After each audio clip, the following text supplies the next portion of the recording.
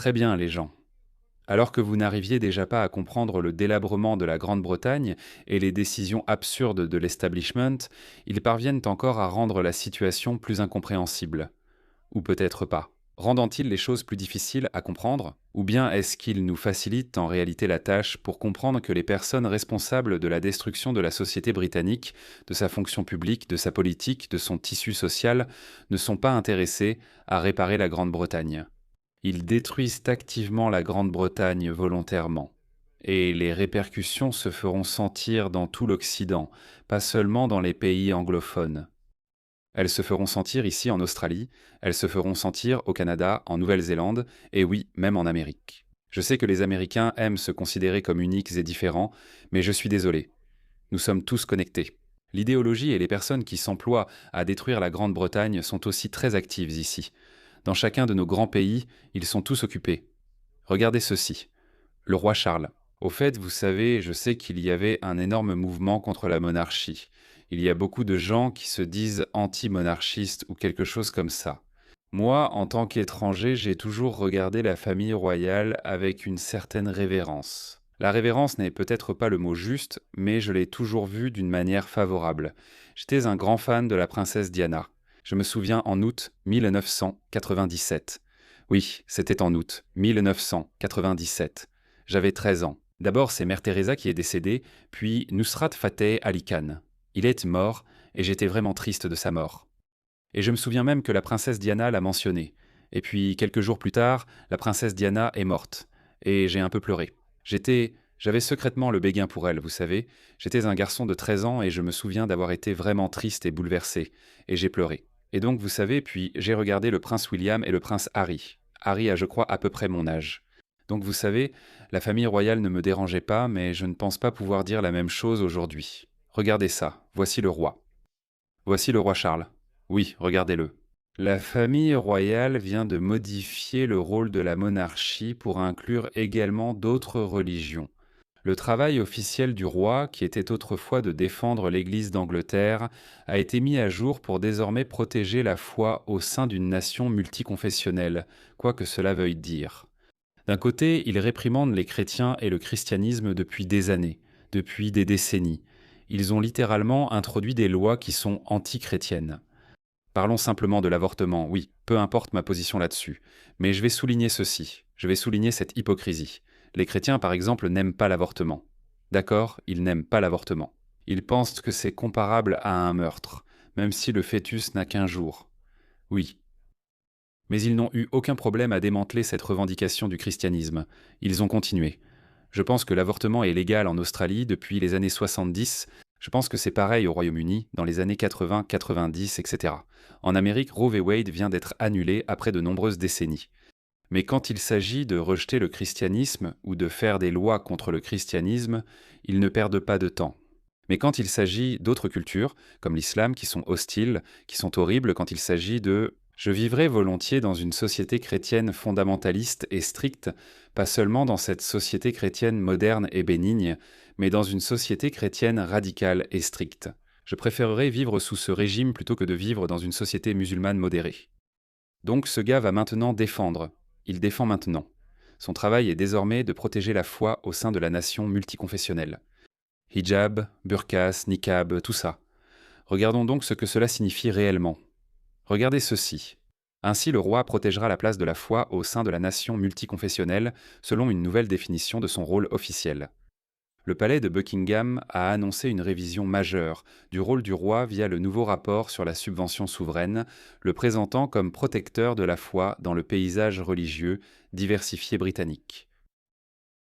Les MGF, le mariage d'enfants, la polygamie, la bigamie, la culture de l'honneur, tout cela sera désormais défendu par le monarque en place du Royaume-Uni de Grande-Bretagne. Tu ne comprends pas.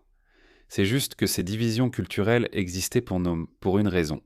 Le monde musulman est fondamentalement différent du monde chrétien ou du monde occidental en général. Ces divisions existent depuis des siècles pour une raison. Cette idée artificielle de faire venir des gens en pensant que tout va bien se passer leur a clairement explosé au visage. De toute évidence, ça ne se passe pas bien. N'est-ce pas drôle que Rupert Lowe ait justement parlé de ça récemment? Voilà ce que Rupert Lowe a dit à ce sujet il n'y a pas longtemps. C'est shocking. Donc, il est tout en haut. Constitutionnellement, il est très important, Patrick, parce qu'il est aussi techniquement, selon notre Constitution, censé être le défenseur de la foi. C'est son rôle. Et cette foi, c'est l'Église d'Angleterre. La foi, tu vois, il est défenseur de la foi. Pas de toutes les fois. Ce n'est pas censé être son rôle. Tu sais, j'ai beaucoup travaillé pour le Prince's Trust et j'ai rencontré le roi Charles à quelques reprises.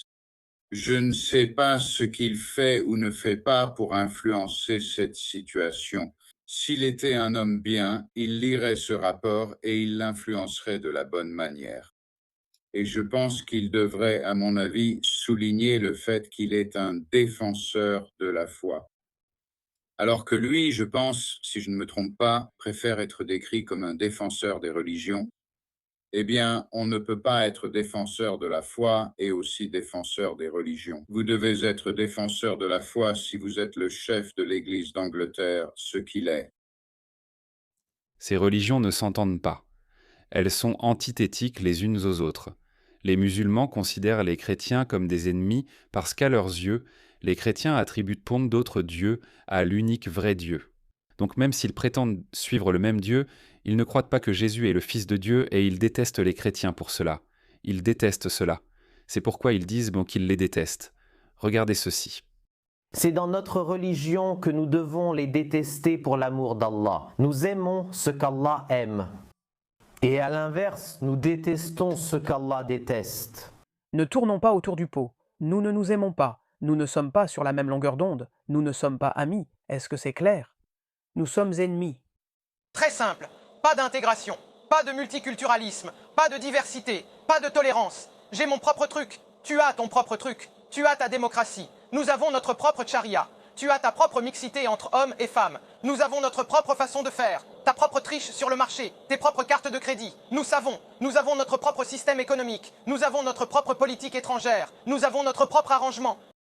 Donc ce sont ces gens-là. C'est la foi que le défenseur traditionnel de la foi, c'est-à-dire le christianisme, qu'il va défendre. Tu sais pourquoi il dit ça? Parce que regarde, encore une fois, je ne sais pas à quel point c'est vrai, mais laisse-moi avancer ça. C'est Lorraine. Désolé, j'ai oublié son nom. Elle est la journaliste en chef de l'émission de Dan Wootton, ou sur la chaîne de Dan Wootton. J'ai oublié son nom. Lorraine quelque chose. Des gens m'affirment en privé croire que le roi Charles est musulman.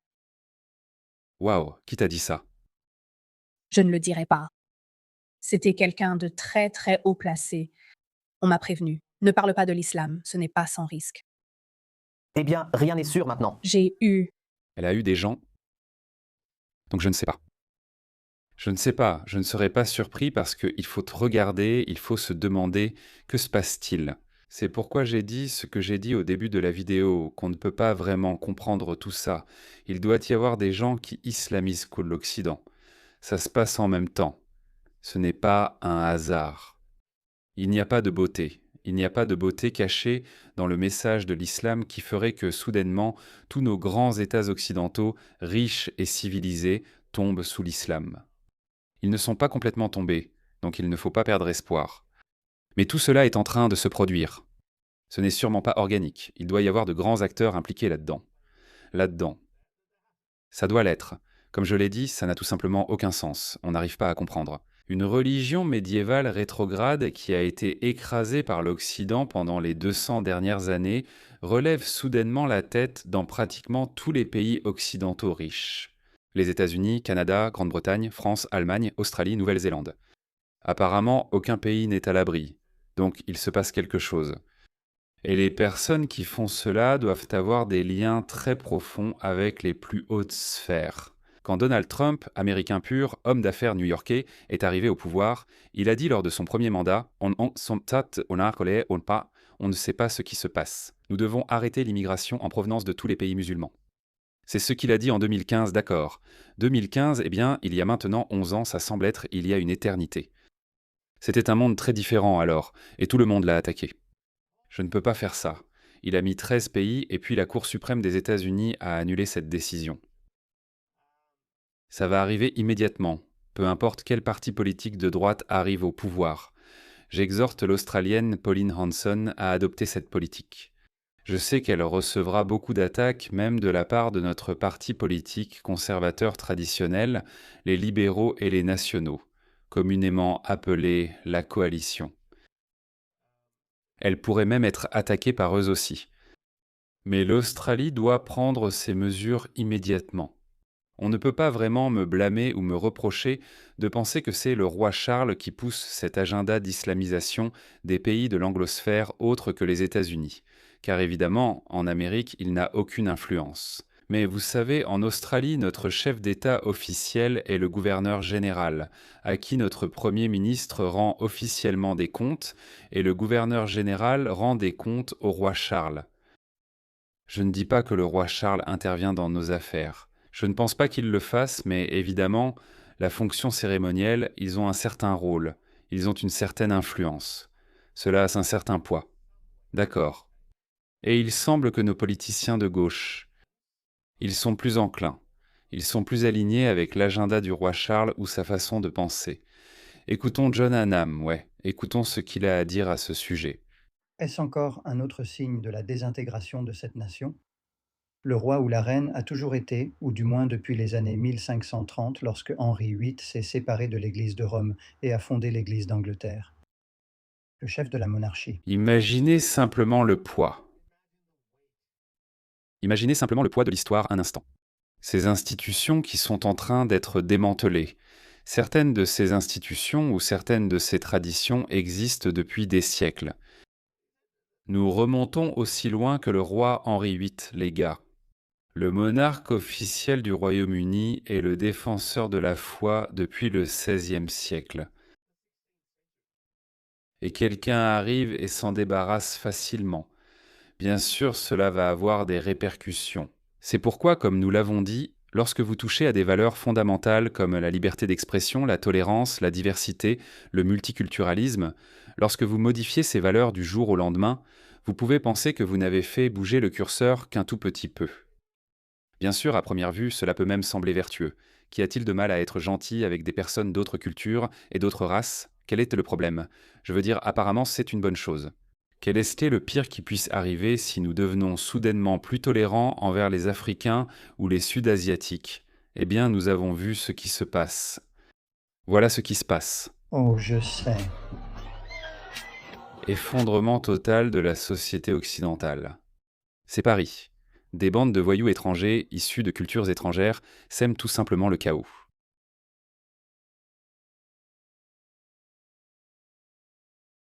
Et vos villes, petites et grandes.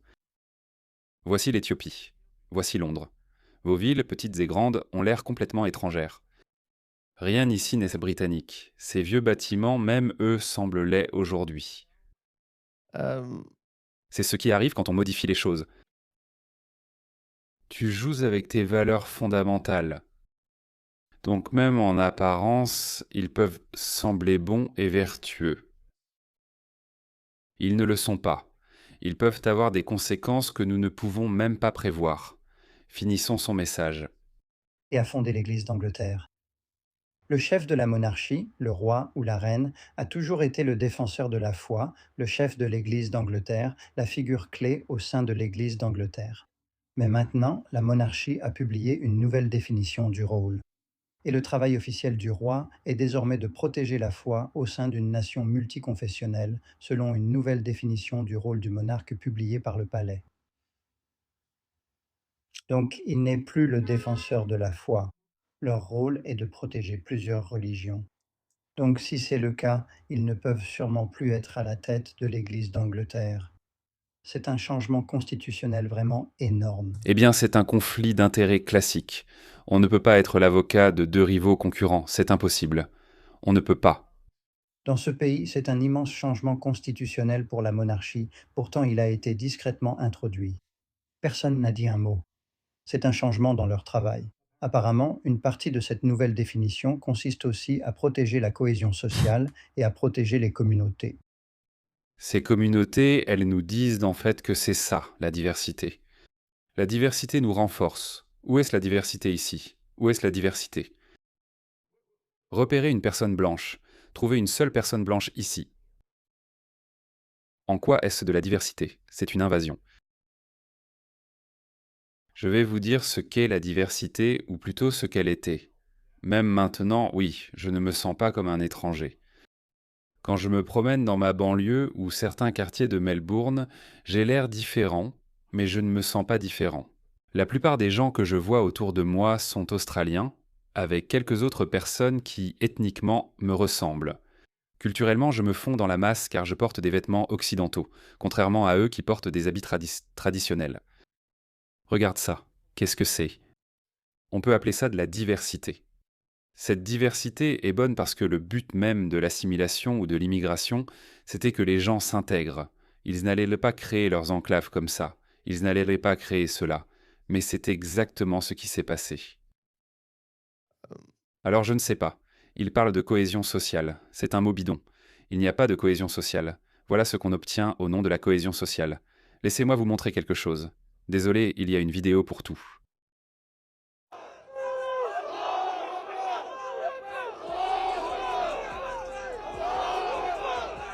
Comment pouvons-nous? Où est la cohésion sociale? Ces gens détestent. Ils détestent la Grande-Bretagne. Ils détestent la Grande-Bretagne, la culture britannique, la société britannique et le mode de vie britannique. Ils détestent tout à ce sujet. Honnêtement, je ne leur en veux pas. C'est leur nature, l'humanité a toujours été ainsi. Les humains privilégient toujours leur culture et mode de vie. Regardez ce musulman pakistanais qui déteste l'Amérique. On a un gars qui déteste les vétérans américains qui lui ont donné la liberté de dire ce qu'il est. Personne ne m'a donné la liberté. Mes parents sont les seuls à avoir fait des sacrifices. Aucun vétéran n'en a fait. Je veux être clair, je ne soutiens ni l'armée américaine, ni les États-Unis. Je les méprise. Il méprise les deux entités, le gouvernement américain et les États-Unis. C'est la même société américaine qui a laissé entrer ce chauve. Je veux que ce soit clair. Tu vois ce que je veux dire? Les États-Unis ont laissé entrer ce chauve. Il est sans doute venu enfant et dit « Mes parents ont fait des sacrifices. » Tes parents se sont sacrifiés, putain. Tes parents sont venus en Amérique à la recherche d'une vie meilleure et ils ont eu une bonne vie. Ils auraient dû te laisser dans les bidonvilles de Lahore. On aurait vu comment tu serais devenu. Il n'y a pas de cohésion sociale, les gars. Le temps du débat ou de la conversation est révolu. Le temps d'agir est arrivé. Beaucoup diraient, bien sûr, c'est la bonne chose à faire. Moralement, on pourrait dire que c'est la bonne chose à faire. Non. Leur rôle de monarque devrait être de maintenir l'unité du pays et de ses habitants. Non, il y a 10 ans peut-être, tu aurais pu me convaincre, mais plus maintenant. Pas maintenant. On l'a vu, on sait ce qui se passe. On a vu. Même si tu modifies une valeur qui semble archaïque, par exemple, celle-ci a environ 500 ans. Et regarde, je suis surpris qu'ils aient mis autant de temps à s'en prendre à ça. Ça date de l'époque d'Henri VIII. Et ils pourraient en dire, les gauchistes éveillés pourraient en dire, eh bien, c'est archaïque. Nous sommes une société multiraciale et multiculturelle, il faut donc changer cela. Cela aurait dû être fait il y a 10 ans. Je pense qu'il y a 10 ans, personne n'aurait remarqué cela. Je n'aurais même pas fait de vidéo. Mais maintenant, on sait ce qui se passe. Chaque fois que les chrétiens ou les occidentaux perdent quelque chose pour s'adapter à des cultures étrangères ou à des personnes étrangères, le résultat n'est jamais bon. Jamais bon. Pas un seul exemple. Tu ne peux pas me donner un exemple. Je n'irai pas si loin, mais certains affirment même que le mouvement des droits civiques était une erreur. Non, je dis que je ne donne pas mon avis là-dessus. D'accord. Mais je dis juste que quand tu favorises quelqu'un à tes dépens, alors tu vas perdre quelque chose. C'est tout. Je n'ai pas forcément de problème avec ça, mais changer la définition de ce qu'ils font, changer la définition de leur rôle de défenseur de la foi, ça a toujours été la définition. Ça s'appelle l'Église d'Angleterre pour une raison. Ça s'appelle l'Église anglicane pour une raison. Changer cette définition, c'est un pas énorme, vraiment énorme, et ça a juste été glissé comme si de rien n'était. Aucun débat, aucune discussion à ce sujet, aucune consultation à notre connaissance, aucune discussion au Parlement, aucune initiative parlementaire. Et maintenant, nous allons simplement abandonner ces vieilles traditions de l'Église d'Angleterre. Nous allons défendre toutes les confessions désormais. Nous ne voulons plus être à la tête de l'Église d'Angleterre. C'est dépassé. Quelle blague! Et cela vous montre exactement où va ce pays. Si vous y réfléchissez vraiment, une dénomination du christianisme appelée l'Église d'Angleterre et le monarque anglais ne s'intéresse plus à la défendre. N'est-ce pas incroyable? Comme si vous aviez créé quelque chose, c'est comme si les Saoudiens renoncèrent à l'islam. en disant « vous savez quoi ? Je ne me soucie plus de l'islam. Vous pouvez vous attendre à ce que le Pakistan, le Bangladesh ou l'Indonésie, peut-être qu'un jour on peut rêver qu'ils abandonnent l'islam parce qu'ils ne l'ont pas inventé. Ils l'ont juste suivi. Mais l'Arabie saoudite n'abandonnerait jamais cela, même s'ils ne croient plus en l'islam, parce que c'est eux qui l'ont inventé. Voilà où on en est, les gars. Voilà à quel point la Grande-Bretagne est dysfonctionnelle. Ils ne s'arrêteront devant rien tant qu'ils n'auront pas démantelé le Royaume-Uni et, avec lui, tous nos grands pays de l'anglosphère et, plus largement, les pays occidentaux. Ils ne reculeront devant rien et l'assument publiquement. Ils promeuvent ouvertement l'idée que les personnes blanches ne devraient pas faire d'enfants, qu'elles devraient laisser la place à d'autres ethnies, et moi je ne veux pas vivre dans cette réalité. Je ne sais pas, c'est de l'eugénisme, non ? La gauche, qui aurait cru que la gauche ferait la promotion de l'eugénisme ?